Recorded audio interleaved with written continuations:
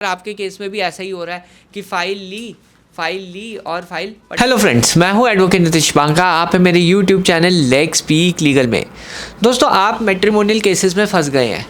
आपकी वाइफ जो है आपसे कई सालों से लड़ रही है और ना ही आपको डिवोर्स दे रही है, ना ही सेटलमेंट की टॉक्स कर रही है, या अगर सेटलमेंट कर भी रही है तो बहुत हाई अमाउंट पे कर रही है। तो यहाँ पे आप एक तरीके से एक सिचुएशन में फंसा हुआ महसूस कर रहे होंगे। पर देखिए, इसका जो है सल्यूशन ये है कि अगर आप जो है किसी तरह दूसरी साइड पे उतना ही लेवल का प्रेशर बनाएं जितना वो आपके ऊपर बना रही है। उस लेवल का अगर आप प्रेशर बनाएंगे तो हो सकता है कि आपके फेवर में चीज़ें हों।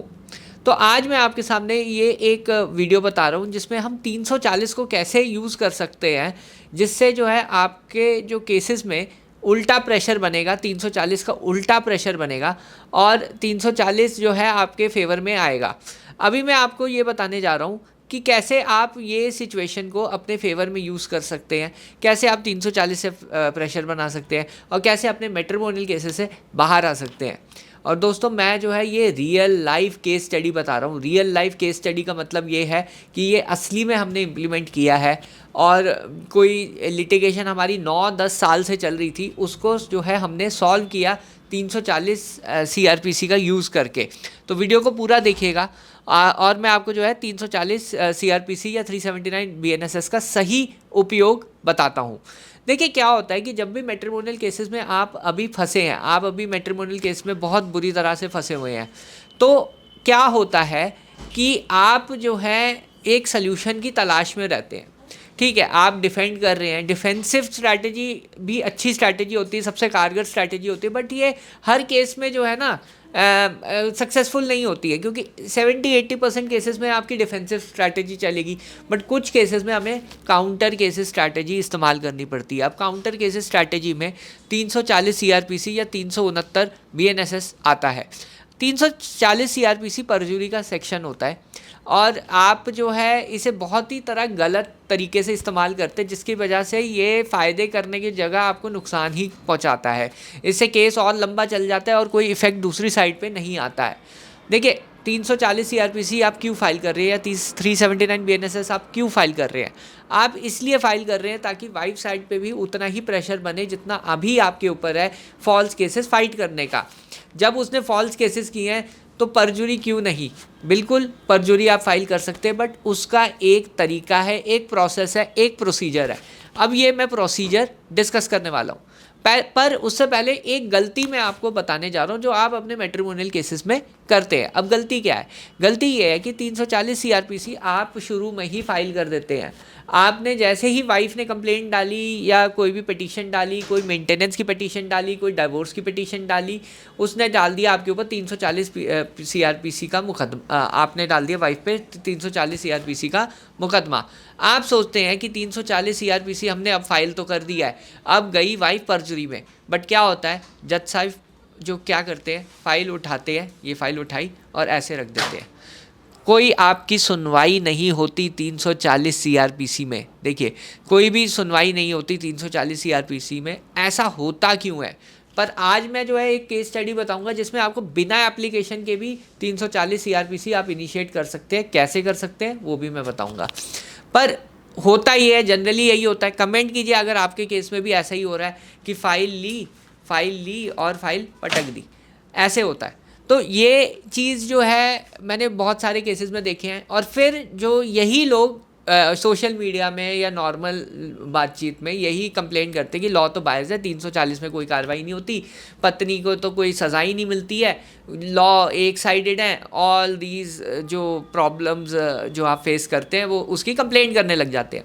देखिए, विक्टिम माइंडसेट से आपका कुछ नहीं होने वाला। अगर आपको मैट्रिमोनियल केसेस सॉल्व करने हैं, आपको एक विनर माइंडसेट डेवलप करना ही पड़ेगा। आपको तरीका ढूंढना पड़ेगा कि कैसे जो है 340 CRPC जज साहब एक्सेप्ट करते हैं, जज साहब उस पर कार्रवाई करते हैं। जब आपको प्रोसेस ही नहीं पता तो आपको जो है नाकामयाबी मिलेगी। देखिए 340 सीआरपीसी, सबसे पहले तो एक चीज़ ये देखिए, हर झूठ पे एप्लीकेबल नहीं होता, सिर्फ मटेरियल फैक्ट्स पे एप्लीकेबल होता है। जैसे वाइफ ने इनकम छुपाई, वाइफ ने अपनी एजुकेशनल क्वालिफिकेशन छुपाई, वाइफ ने झूठ बोल दिया कुछ फैक्ट के बारे में जो मटेरियल था केस से रिलेटेड, क्रूअल्टी का फैक्ट है वो झूठ बोल दिया जबकि कुछ और फैक्ट था। पर ये सब चीज़ें जो है अगर मटेरियल हैं, केस को कुछ डिसीजन को इफ़ेक्ट करते हैं, जैसे मेंटेनेंस केसेस में इनकम को छुपाना सबसे मटेरियल फैक्ट होता है। अगर वो चीज़ की है वाइफ ने तभी आप परजुरी लगा सकते हैं। माइनर कॉन्ट्रडिक्शन में जज साहब इसको नोटिस नहीं करेंगे। तो सबसे पहले आपको ये देखना है कि आपके केस में कॉन्ट्रडिक्शन क्या है, मटेरियल है या इममटेरियल कॉन्ट्रडिक्शन है। ज़्यादातर कॉन्ट्रडिक्शन इममटेरियल देखी जाती है, कुछ कॉन्ट्रडिक्शन कुछ ही केसेस में मटेरियल होती है। वो केस देखना पड़ेगा कि केस में आपके क्या मटेरियल कॉन्ट्रडिक्शन है या कौन सी कॉन्ट्रडिक्शन इममटेरियल है।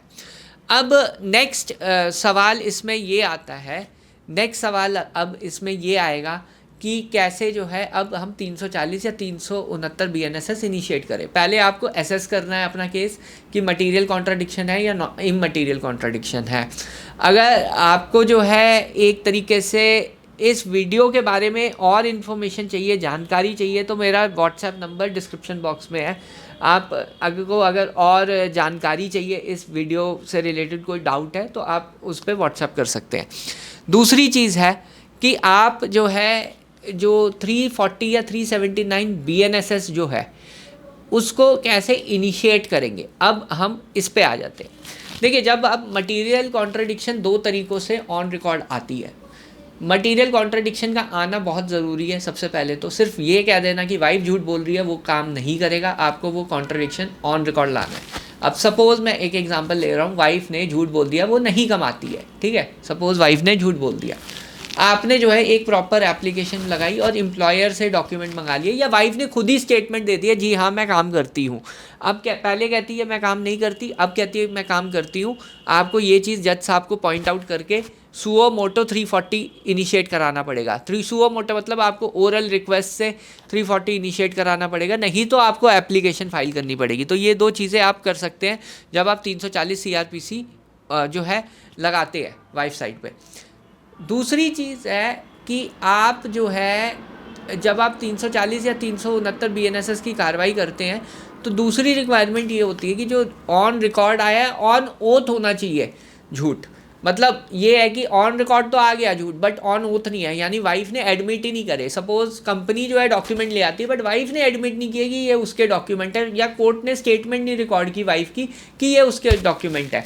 तो ऐसे में आपको क्रॉस एग्जामिनेशन का वेट करना पड़ेगा, उसके बाद आप जो है 340 इनिशिएट कर सकते हैं या 369 BNSS इनिशिएट करते हैं। यानी ऑन ओथ दो कॉन्ट्राडिक्टरी स्टेटमेंट का आना बहुत ज़रूरी होती है, ये बहुत मैंडेटरी रिक्वायरमेंट है।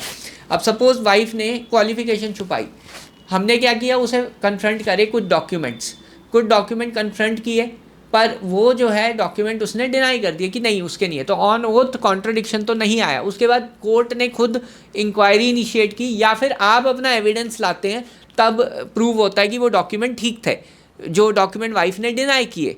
तो यहाँ पे एक तरीके से ऑन ओथ जब तक नहीं आएगा तब तक 340 CRPC इनिशिएट नहीं होगा। तो जज साहब ने जब इंक्वायरी की तो रिपोर्ट आ गई ऑन रिकॉर्ड इंडिपेंडेंट विटनेसेस की कि ये डॉक्यूमेंट जेन्युइन थे, यानी वो डॉक्यूमेंट वेरीफाइड थे और वाइफ की सही में वो क्वालिफिकेशन थी, वो चीज़ इस्टेब्लिश हो गई।